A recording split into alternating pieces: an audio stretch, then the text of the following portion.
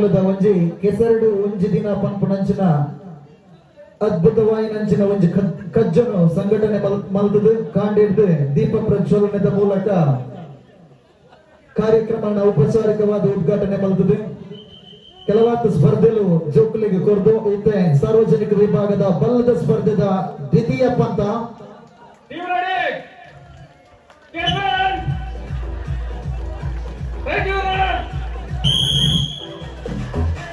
ಅತಿ ಅದ್ಭುತವಾದ ಒಂದು ಸ್ಪರ್ಧೆಗೆ ನಮ್ಮ ಸಾಕ್ಷಿ ಅವರಲ್ಲ.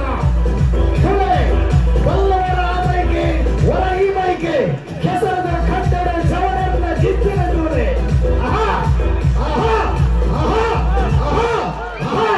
ಆಮೈಕೆ ಬಲ್ಲ ಮಾಡಿದ್ದೆ ಒಂದು ತೆಂಗುಡು ಅರಗದ ಕಂಡ ಮೇಲೆ ನಡೆಯುತ್ತ ಪ್ರಸಾದ್ ಟೀಮು ಅದ್ಭುತವಾದ ಸ್ಪರ್ಧೆಗೆ ಸಾಕ್ಷಿಯ